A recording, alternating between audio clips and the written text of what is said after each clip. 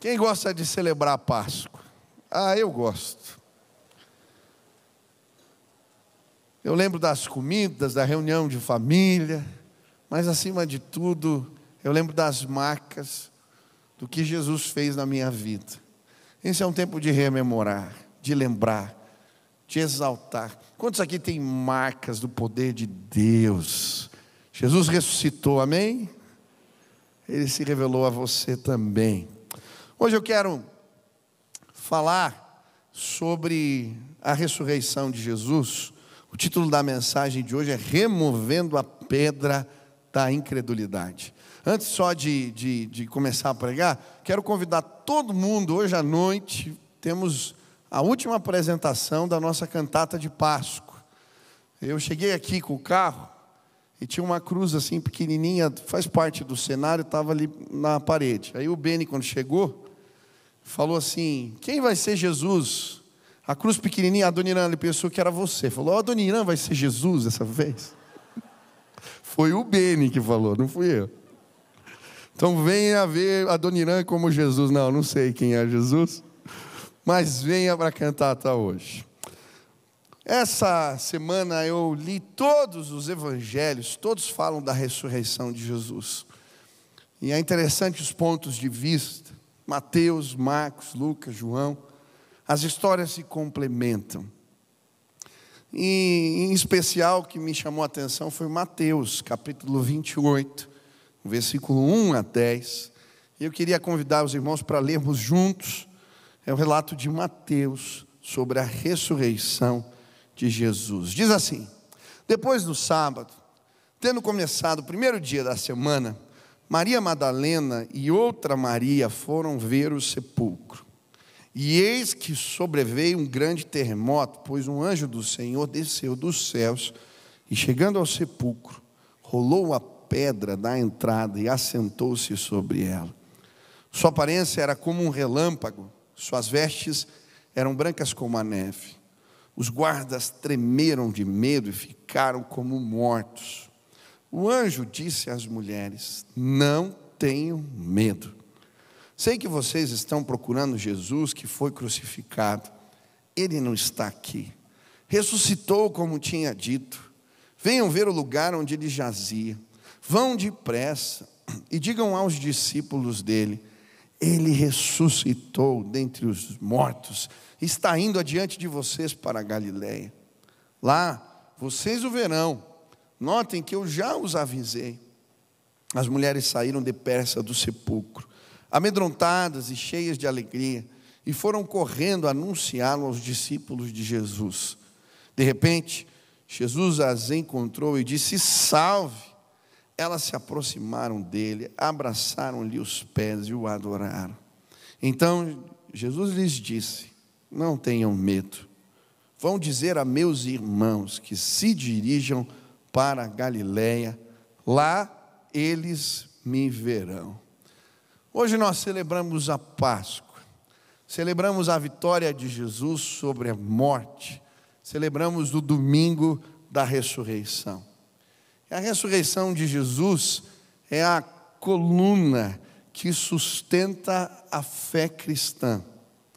Paulo vai dizer que sem a ressurreição de Cristo, nossa fé seria vã, nossa esperança seria vazia, o nosso testemunho ou a nossa pregação inútil. Em outros textos da palavra, ele vai dizer que se Jesus não tivesse ressuscitado dentre os mortos, os nossos pecados não seriam perdoados e nós seríamos os mais infelizes de todos os homens. Sem dúvida, a fé de que Jesus ressuscitou é um fundamento da fé cristã. Ele não é apenas um fundamento. Essa crença nos diferencia de outras religiões. Por exemplo, se você for aos cantões da China, você vai encontrar um lugar onde está sepultado Confúcio. E milhares de pessoas fazem uma peregrinação para lá todos os anos para adorá-lo. Se você for para a Índia, você vai encontrar o rio onde foram depositados os restos ali, né, as cinzas de Siddhartha Gautama Sakyamuni, mais conhecido como Buda. Se você for para Meca, existe ali um lugar onde é sagrado para os muçulmanos, uma mesquita muito visitada, onde está sepultado Maomé. Também, se você for para Paris, na Europa, você vai encontrar o lugar onde está enterrado Denizar Hippolyte, mais conhecido como Allan Kardec. Mas se você for para Jerusalém, você vai encontrar uma tumba vazia, com uma inscrição na porta: ele não está mais aqui, ressuscitou dentre os mortos. Aleluia. A fé na ressurreição de Cristo nos diferencia. Sabe, eu creio que por esse motivo, o inimigo tenta de todas as formas colocar uma pedra de incredulidade sobre as evidências que nos levam a crer na ressurreição. Ele maquina, ele tenta de todas as formas. Isso fica presente no texto. Os soldados são subornados para contar uma mentira e colocar uma pedra de incredulidade sobre a verdade de que Jesus está vivo.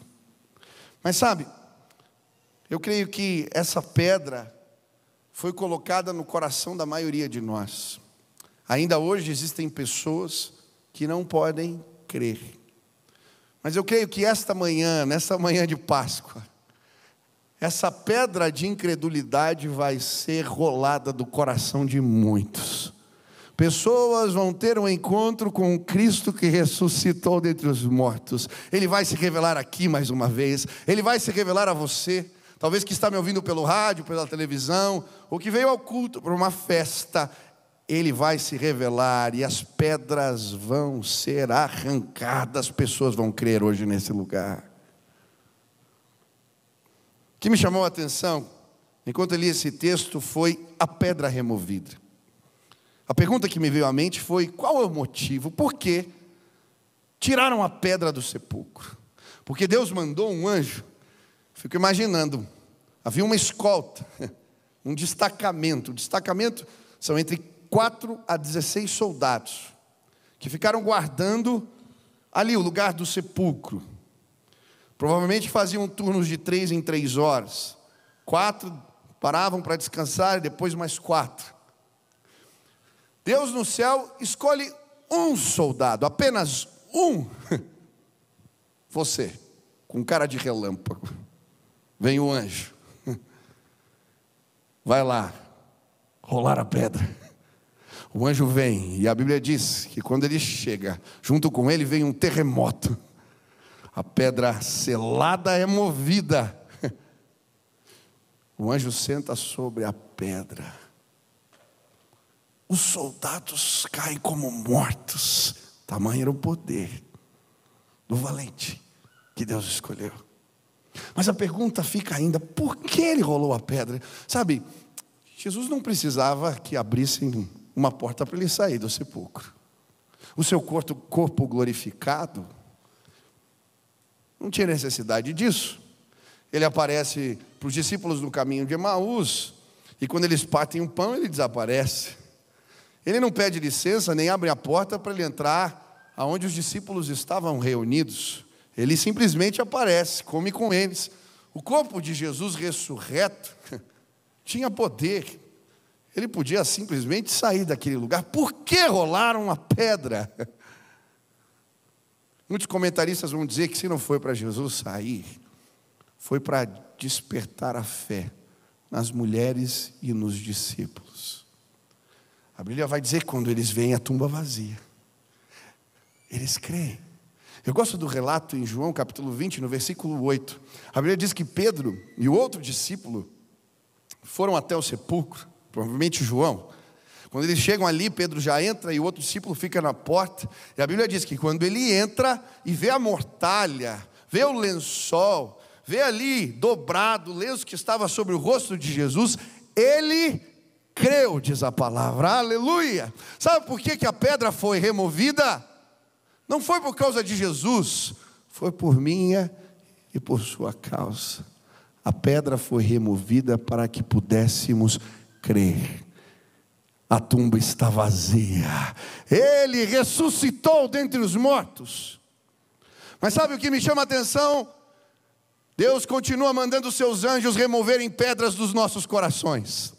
Ele continua tirando aquilo que traz incredulidade, descrença. Ele continua apresentando evidências. Continuamos vendo sinais. E por isso ainda hoje muitos creem.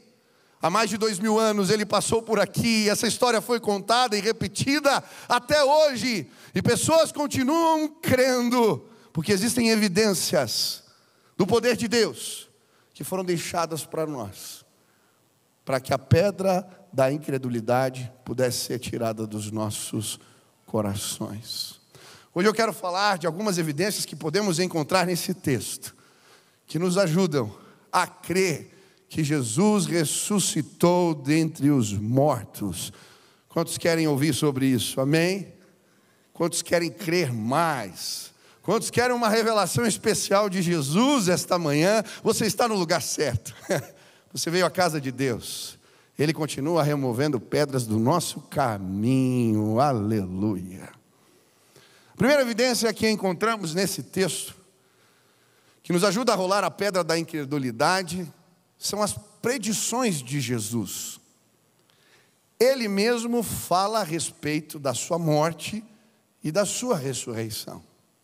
Se você ler o final do capítulo 27, você vai ver que os chefes dos sacerdotes e os fariseus, eles vão até Pilatos e pedem a ele que mandem um destacamento, mandem guardas para cuidar do sepulcro, porque eles tinham medo. Eles disseram: Jesus, ele falou que ressuscitaria ao terceiro dia. Se os discípulos roubarem o corpo de Jesus, a história pode se espalhar de um jeito errado. Eles mesmos vão testemunhar que Jesus tinha predito a sua morte e ressurreição. Sabe, Jesus não foi pego de surpresa. A morte de Jesus não foi uma obra do acaso, não foi um acidente. Ele sabia, desde o começo, qual era o plano de Deus para a redenção dos homens. E isso envolvia sua morte, morte de cruz e ressurreição. E ele se entregou a esse plano.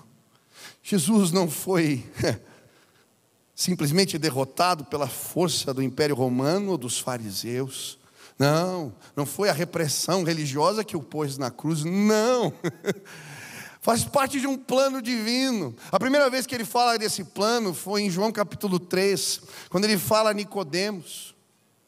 Nicodemos fazia parte do Sinédrio, uma alta autoridade, conhecia as leis, vai procurar Jesus de noite, para não ser reconhecido por ninguém. Ele começa a perguntar a Jesus quem ele era. Jesus começa a explicar a ele. Em determinado momento, Jesus fala da sua morte. Ele compara com a serpente que foi levantada de bronze no deserto. Ele fala: assim importa que o Filho do Homem seja levantado, e todos que nele crer serão salvos. Depois vem o versículo mais famoso, você deve conhecer, da Bíblia: porque Deus amou o mundo de tal maneira que deu o seu Filho unigênito, para que todo aquele que nele crê não pereça, mas tenha... Nicodemos não podia entender do que Jesus estava falando. Ele conhecia a história da haste de bronze, a serpente de bronze que foi levantada quando as víboras atacaram o povo de Israel no deserto. Quem olhasse para a haste de bronze, sim, a serpente de bronze que Moisés colocou no meio do arraial, era curado. Mas o que isso tinha a ver com Cristo? Quando Jesus é levantado no madeiro, Nicodemos entende. A prova disso é que ele faz uma oferta de 35 quilos de mirra e aloés para o sepultamento de Jesus. Nem no sepultamento do imperador teve tantas especiarias. É como se ele declarasse: agora eu entendi. Ele foi levantado para tirar o pecado dos homens. Ele é o Messias prometido. Ele é o Rei dos reis e Senhor dos senhores. Ei, existe um plano em curso. Jesus sabia do que se tratava desde o início. É por isso que em Mateus 16, ele vai dizer aos discípulos que morreria e ao terceiro dia ressuscitaria dentre os mortos. Pedro tenta dizer para ele: não fale isso, Jesus. E ele diz: arreda-te de mim, Satanás. Você não vai impedir o plano do Senhor na minha vida. Depois, quando um jovem é liberto de espíritos malignos, os discípulos vão abordar Jesus, Mateus 17, porque eles não tinham conseguido expulsar os demônios. Jesus fala com eles e no final ele fala: eu vou morrer, mas ao terceiro dia vou ressuscitar dentre os mortos. Ele prediz mais uma vez a sua morte. A Bíblia diz que os discípulos ficam tristes. Depois, no capítulo 20, quando eles estão subindo para Jerusalém, mais uma vez, ele diz o que iria acontecer com ele: eu vou morrer, vou ser crucificado e vou ressuscitar. 2 dias antes da Páscoa, Mateus 26, ele chama os discípulos e fala de novo. Jesus não foi pego de surpresa. Ele sabia exatamente o que estava fazendo. Quando ele chega na cruz do Calvário, meio-dia, escuridão sobre a terra, 3 horas, como se a terra entrasse num luto profundo. As pessoas passavam por ele e diziam: desce daí. O provocavam, o humilhavam. Elas diziam: se és o Filho de Deus, salva-te a ti mesmo. Ele ouviu isso da parte dos guardas, dos fariseus, do ladrão que estava ao seu lado. Mas Jesus não ousou descer dali. Pelo contrário, ele clamou: Eloi, Eloi, lama sabachthani. Deus meu, por que me desamparaste? Sabe por que Jesus diz essas palavras? Ele estava apontando mais uma vez para o plano divino. Se você ler o Salmo 22, ele começa exatamente desse jeito: Deus meu, por que me desamparaste? O Salmo 22 foi escrito 1000 anos antes de Jesus, por Davi, e é um salmo messiânico. Olha o que diz esse salmo: como água me derramei, e todos os meus ossos estão desconjuntados. Meu coração se tornou como cera, derreteu-se no meu íntimo. Meu vigor secou-se como um caco de barro, e a minha língua gruda no céu da boca. Deixaste-me no pó, à beira da morte. Cães me rodearam, um bando de homens maus me cercou. Perfuraram minhas mãos e meus pés. Posso contar todos os meus ossos, mas eles me encaram com desprezo. Dividiram as minhas roupas entre si e lançaram sortes pelas minhas vestes. Ele está apontando: ei, o plano de Deus em curso se completou em mim. Eu sou o Messias, aleluia. O justo morreu pelos injustos. O que não tinha pecado subjugou a morte. Se entregou por nós, para que pudéssemos ter comunhão com Deus. Ele fala de novo, dá mais um brado: está consumado. A escuridão é interrompida pelo grito de Jesus. A cortina do véu é rasgada de cima a baixo, e naquele momento Deus declara a todos os homens, através de Jesus: vocês podem se achegar diante de mim. Aleluia. A primeira evidência é que Jesus sabia, ele predisse. Sabe, muitas pessoas não conseguem crer porque não entendem o plano de Deus para a salvação. Eu lembro do testemunho que eu ouvi de alguém que olhava o crucifixo, Jesus ali pendurado. Eu não consigo crer num Jesus coitado, num Deus derrotado. Eu não consigo crer que Ele pode fazer algo por mim. Mas essa pessoa, quando começa a estudar a Bíblia e entende o projeto de Deus para a salvação, e que Jesus ressuscitou dentre os mortos. Ele se entregou ao plano divino, porque os nossos pecados nos separavam de Deus, e esse foi o remédio, a resposta do Senhor para que pudéssemos ter comunhão com Ele. Ele entende, Jesus é o Rei que tem todo o poder, e que se controlou na cruz, para que pudéssemos experimentar a graça de Deus. Aquela pessoa começa a orar pelos doentes na sua casa, Deus começa a curar pessoas. Jesus se apresenta a ele. Eu não sei o que tem feito você não crer, talvez você não entende o plano da salvação. Jesus sabia, ele se entregou, porque ele queria devolver a mim e a você a comunhão com o Pai. Você crê nisso? Você crê que as portas da comunhão com Deus estão abertas para você? Você crê que você pode ouvir Deus falar, que você pode ser guiado pelo Espírito Santo? Jesus conquistou isso para nós. Amém? Segunda evidência que nos ajuda a remover a pedra da incredulidade dos nossos corações é o testemunho das mulheres. Versículo 8, as mulheres saíram depressa do sepulcro, amedrontadas e cheias de alegria, e foram correndo a anunciá-lo aos discípulos de Jesus. De repente Jesus as encontrou e disse: salve. Elas se aproximaram dele, abraçaram-lhe os pés e o adoraram. Então Jesus lhes disse: não tenham medo, vão dizer a meus irmãos que se dirijam para a Galileia, lá eles me verão. Segunda evidência de que Jesus ressuscitou é o testemunho, primeiro das mulheres. E o que me chama a atenção é que Jesus dá voz para quem não tem voz. As mulheres naquele tempo, o testemunho delas num tribunal judeu não tinha validade. Mas a primeira pessoa que Jesus aparece é para Maria Madalena, que além de ser mulher, tinha sido liberta de espíritos malignos, 7 demônios. Aquela mulher que andava encurvada é transformada por Jesus. E ele dá voz àquela mulher: vai lá avisar, conta o que eu fiz. Sabe, quando servimos a Jesus, esse Cristo maravilhoso, ele dá voz aos que não têm voz. Quantas vezes na igreja eu vejo pessoas que não tinham nem a fé dos seus familiares depositada sobre eles, não conseguiam nem mais crer em si mesmos. Agora eles têm voz aqui dentro, porque uma obra maravilhosa aconteceu nas suas vidas.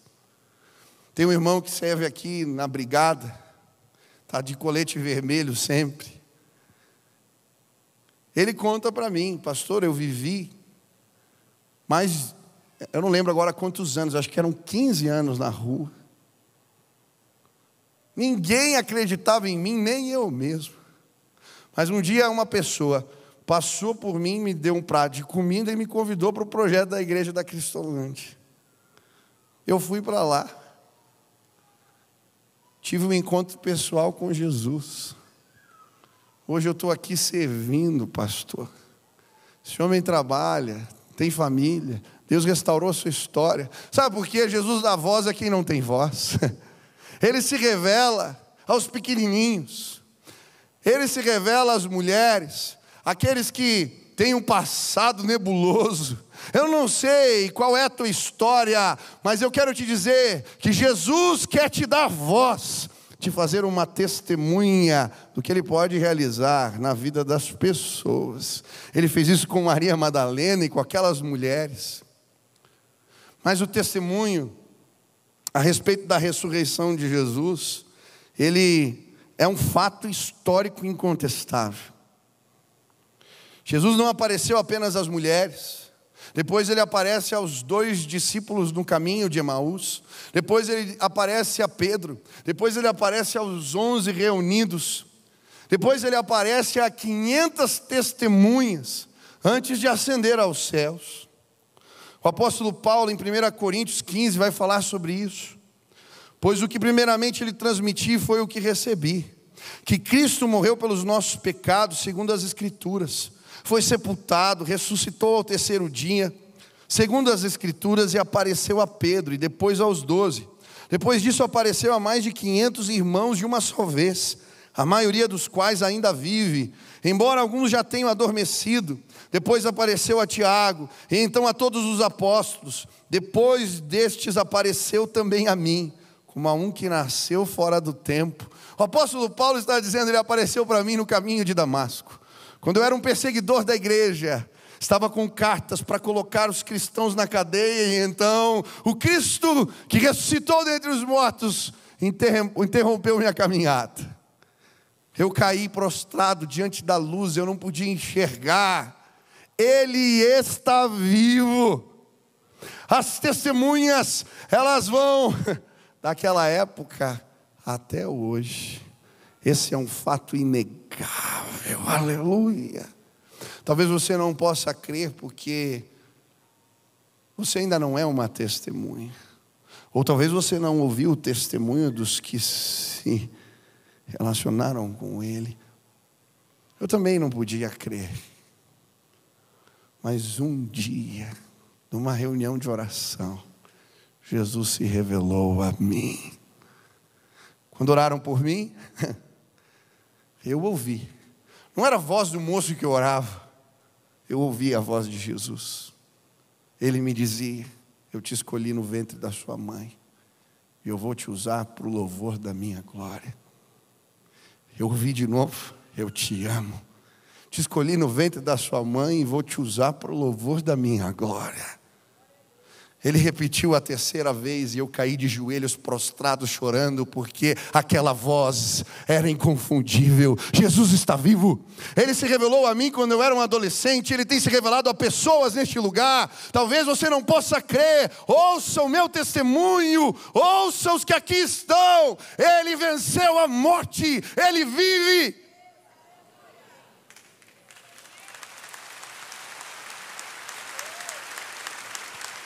O meu Deus não é um Deus morto. Ele é um Deus pessoal, Emanuel, Deus conosco. Ele se revela, Ele fala, Ele se mostra. Você precisa conhecer Jesus ressurreto dentre os mortos. Semana, minha esposa estava contando os testemunhos de uma jovem aqui da igreja, a esposa pastor Adalato, e ela estava contando como a família se rendeu a Jesus. Ela tinha uma vizinha que tinha uma célula em casa, toda semana batia na porta e chamava, olha, tem célula lá na minha casa, vamos lá. E cada semana, a mulher, a mãe dela, inventava uma desculpa diferente, olha, não vai dar hoje, estou com muito trabalho. Olha, está acontecendo isso. Aí chegou uma hora que não tinha mais desculpa para inventar. Aí um dia tocou a campainha, a vizinha, eles se esconderam, mandou os filhos ficar tudo em silêncio. Ó, não atende a porta. Mas de tanto insistir, um dia eles foram na célula. Chegaram na reunião, e naquela célula, o jeito que eles faziam para se apresentar é cada um ia dizendo o seu nome. Falava assim, há tanto tempo eu conheci Jesus. Sou fulano de tal, há 3 anos conhecia Jesus. Sou fulana de tal, há 10 anos conhecia Jesus. E aí chegou a vez do seu Raul, pai da moça. Ele disse assim, eu sou Raul. Eu não conheço a Jesus. Mas se alguém puder me apresentá-lo, eu gostaria de conhecê-lo. Naquele dia, ele ouviu as testemunhas. Ele e a sua casa passaram a servir a Jesus. Hoje eu vim dizer para você, talvez uma pedra de incredulidade foi colocada no seu coração. Escute as testemunhas. Teus filhos estão falando, teus vizinhos estão dizendo, as pessoas em volta estão falando a respeito dele. Ei, escute, ele está vivo. Se você quiser, se você deixar, ele vai se revelar a você. Vai ter um antes e um depois dele. Aleluia. Terceira evidência. Estou empolgado aqui, deixa eu acelerar. A terceira evidência é a pedra lacrada, o destacamento e uma mentira manca. Como assim, pastor? Eu acho interessante. Os inimigos de Jesus, aqueles chefes dos sacerdotes que não podiam entender, eles vão até Pilatos. Eles falam, ele disse que ia ressuscitar, faz alguma coisa. Pilatos diz, tem um destacamento aqui. Então ele manda soldados, eu já falei, entre 4 a 16, guardavam em turnos de 3 horas. 4 e o restante descansava. Pilatos, diz a Bíblia, se não bastasse, manda lacrar a pedra, selar a pedra. Agora vem o anjo, a pedra é rolada, Jesus ressuscita, o testemunho se espalha, os guardas que estavam como mortos diante do anjo saem contando a história, encontram os chefes dos sacerdotes, e a Bíblia diz que eles pagam uma grande quantia em dinheiro para eles contarem uma história. Os discípulos vieram aqui e levaram o corpo de Jesus embora. Agora, essa é uma mentira manca. Falam por aí que mentira tem perna curta, quem já ouviu isso? Essa é uma mentira sim. Quer ver? O que me chama a atenção? Como um destacamento inteiro dormiu na hora que os discípulos chegaram. É difícil de acreditar nisso. Segundo, tudo bem que todos tivessem pegado no sono. Aí vem os 12, tiram uma pedra que está lacrada, sem fazer barulho. Tirar uma pedra lacrada na rocha e não acordar ninguém. Mas o pior, eles saem dizendo que os discípulos roubaram o corpo de Jesus porque eles estavam dormindo. Como que uma testemunha dormindo pode ser prova de alguma coisa? Eu não sei você, quando eu durmo eu não sei nada que está acontecendo. Que mentira mais fajuta é essa? Mas sabe qual é o problema? A pedra da incredulidade é colocada nos nossos corações porque nós temos as nossas mentiras. Nos apegamos a elas. Talvez elas façam massagem na nossa consciência. Fico imaginando aqueles judeus, depois de tudo que fizeram, aqueles sacerdotes com Jesus. Era conveniente negar até a morte, porque o que eles fizeram foi terrível. Muitas vezes, nós nos apegamos em mentiras para negar o inegável, porque é confortável, porque nos faz bem. Mas hoje, Jesus é a verdade que liberta. E a Bíblia diz, conhecereis a verdade e a verdade vos libertará. As mentiras mancas vão cair por terra nessa casa hoje. Eu não sei quais são suas mentiras. Mentiras que você fabricou para continuar vivendo em pecado. Mentiras que você fabricou para continuar negando a Jesus. Mentiras que nos apoiamos, mas que sabemos que elas não fazem sentido. Eu vejo pessoas se machucando por conta da fé, eu vejo pessoas matando por conta da fé, eu vejo pessoas fazendo absurdos por conta de mentiras. Eu não sei quais são as suas, eu tinha as minhas mentiras, eu acreditava que Deus estava longe, que Ele era grande demais para se preocupar com os meus problemas. Eu acreditava que Deus, Ele não poderia me ouvir e responder às minhas orações, e eu tinha os porquês dessas mentiras, as minhas frustrações, as orações não respondidas, as coisas que eu não era capaz de entender, mentiras. Alguém diz algo para você e você se apega e acredita. Sentimento surge. Um dia eu estava chorando no chuveiro. Deus, eu não acredito que o Senhor responde. Eu não acredito que o Senhor fala, eu não entendo. Me dá um sinal do teu amor. Naquele dia as minhas mentiras brancas caíram por terra. Toco o telefone, eu abro a porta, um amigo me liga. Michel, eu não sei se você vai acreditar. Deus mandou ligar para você agora e dizer que Ele te ama. Ele começou a contar a minha história naquela oração. Naquele dia eu caí de joelhos na presença de Deus e falei: eu não quero mais as minhas mentiras. Talvez você creia que Jesus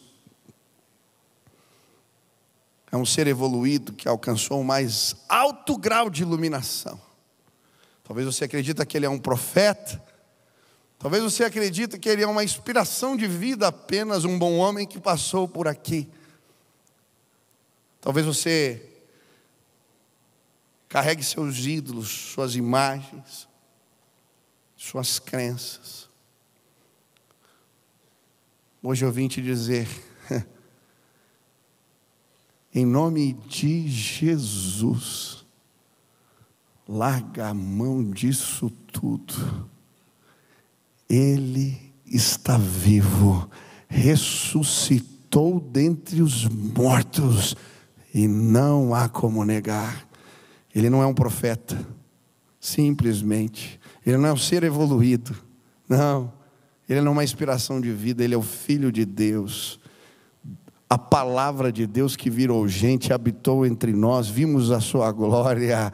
Ele é o Filho de Deus, Ele subjugou a morte, Ele é o meu Senhor, aleluia. Vou terminar, última evidência, o comprometimento dos discípulos com a grande comissão. Mateus 28 termina com a grande comissão. Jesus enviando, apresenta, Jesus ressuscitado se apresenta aos discípulos, diz: toda a autoridade me foi dada nos céus e na terra, portanto, ide, fazei discípulos. Ele envia. E o que me chama a atenção, e para mim é uma evidência da ressurreição de Jesus, é o compromisso dos discípulos com essa mensagem. Esse é um fato psicológico inegável. Aqueles discípulos antes acuados, negaram Jesus com medo da morte. Agora, estão dispostos a sofrer açoites, perseguições, a entregar a vida por causa de uma mentira. Quem vai dar a vida por causa de uma mentira? Esse é um fator psicológico inegável. Eles entregaram tudo porque creram, entregaram tudo porque viram, porque testemunharam. Jesus está vivo. Pedro foi crucificado de cabeça para baixo, André foi crucificado, Tiago foi decapitado, João foi exilado para a ilha de Pátimos, Filipe foi crucificado, Bartolomé também, Tomé foi morto por uma lança, Tadeu foi morto por flechas, Mateus foi morto à espada, Tiago, filho de Alfeu, e Simão o Zelote foram crucificados. Quem se entregaria dessa forma por uma mentira? Faz 2000 anos e pessoas continuam se entregando da mesma maneira hoje,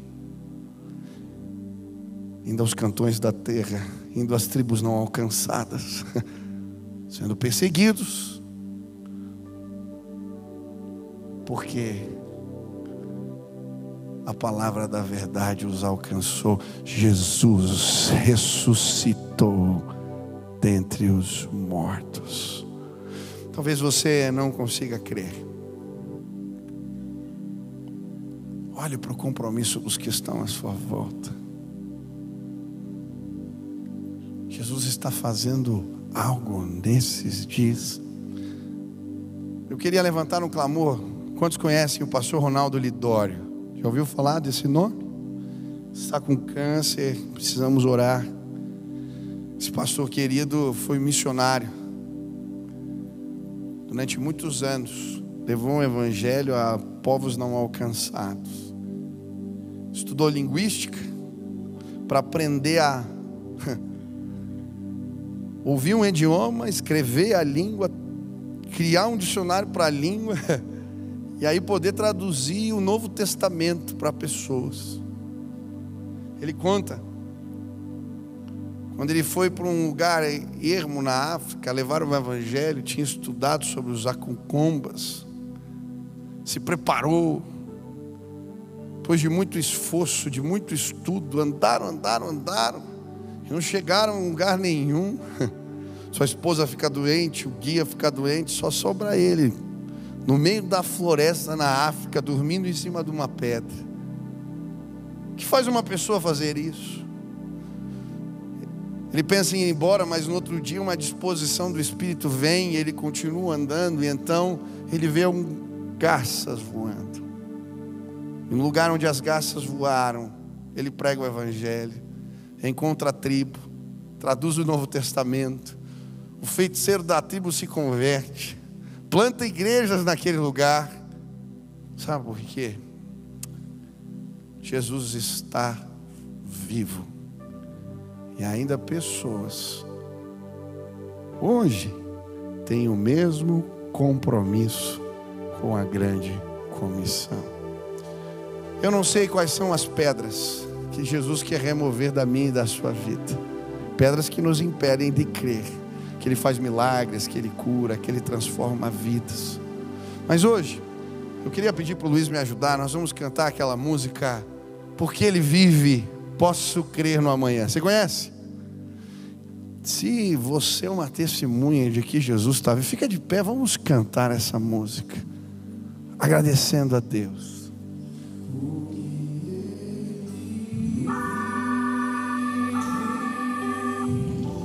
Posso crer no ar. Levante suas mãos e o exalte. Ele está vivo. Ele vive. Temor não há. Mas eu venci. Eu sei que a minha vida está nas mãos do meu Jesus, que vivo está. Porque Ele vive, posso crer no amanhã. Aleluia! Porque Ele vive, temor não há, temor não há. Mas eu bem sei, eu sei que a minha vida está nas mãos do meu Jesus, que vivo está. Comece a orar agora, porque pedras serão removidas neste lugar. Pessoas vão crer que Ele está vivo. Hoje na Páscoa vamos celebrar a salvação. Talvez você chegou aqui ouvindo essa canção,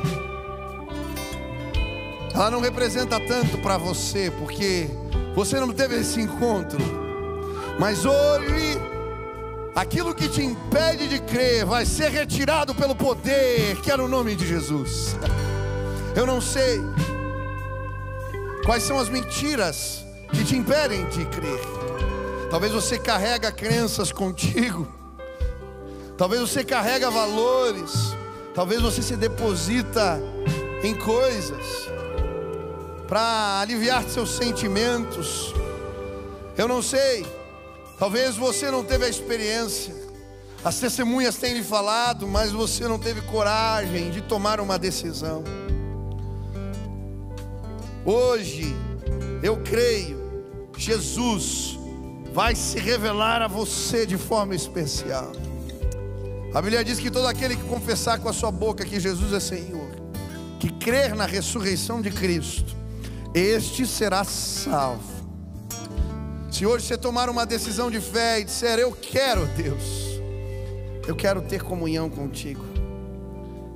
Parece que existe algo que me impede de ouvir Deus. Existe, a Bíblia fala que somos pecadores. Por isso esse plano divino que talvez você não entendia. Mas quando reconhecemos que precisamos da ajuda de Deus, que somos pecadores e nos arrependemos, o sangue que Jesus derramou na cruz nos purifica de todo o pecado. E as portas para o relacionamento com Deus são abertas para nós.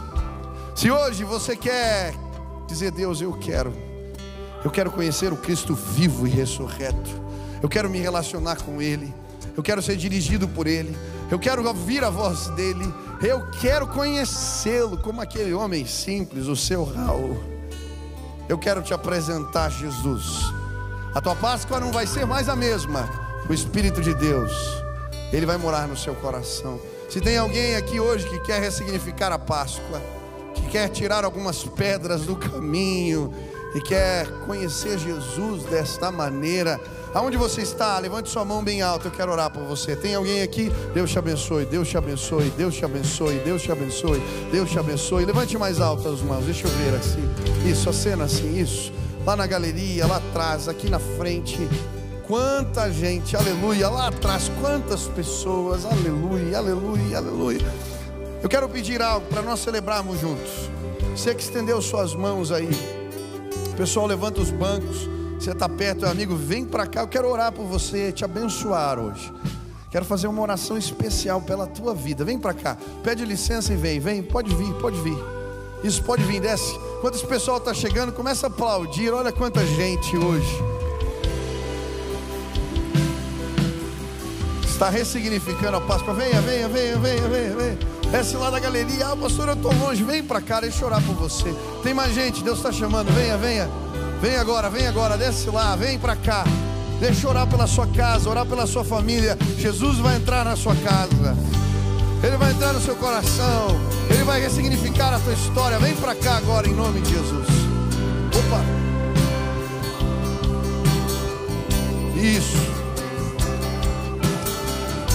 Isso, venha, pode vir. Tem mais gente, Deus está chamando. Vem para cá agora. Essa manhã de Páscoa, Jesus vai se revelar a você de forma especial. Venha. Isso. Está vindo ali senhores, senhoras. Tem gente descendo a galeria. Vem, pode descer aqui as escadas. Aleluia. Isso. Pode chegar. Vem com a família toda. Isso. Você está com vergonha, quer pedir para alguém vir junto com você, pede ajuda. Nós queremos orar por você. Olha que coisa linda. Isso, venha.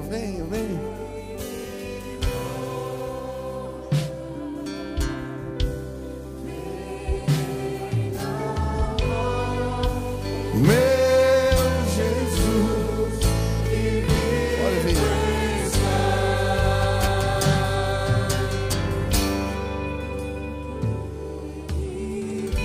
Aleluia. Posso crer no amanhã, porque Ele diz. Aleluia. Temor não há, mas eu bem sei.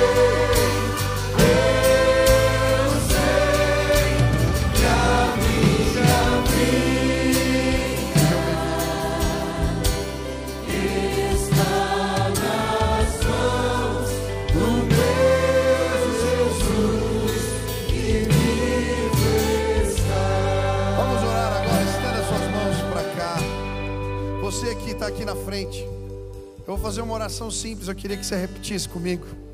Você vai convidar Jesus para ser Senhor da sua vida. Eu quero a tua ajuda, quero seguir teus passos, quero andar da tua maneira, não mais da minha. Eu entendo que sou pecador e me arrependo. Pode orar assim comigo? Feche os olhos, repete assim: Senhor Jesus, hoje eu entrego a minha vida nas suas mãos.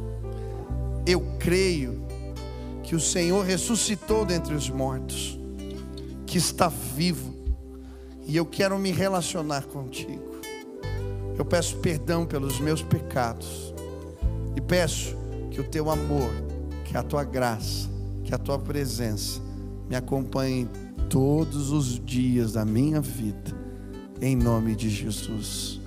Deixa eu orar por vocês. Pai, agora derrama do teu Espírito neste lugar e sobre a vida dos meus irmãos, que eles saiam daqui cheios da tua presença, que o Senhor ponha o selo, a marca de que eles são seus, e que um tempo novo se estabeleça, que eles andem com Jesus, que eles creiam em Jesus, que os valores de Deus permeiem suas decisões.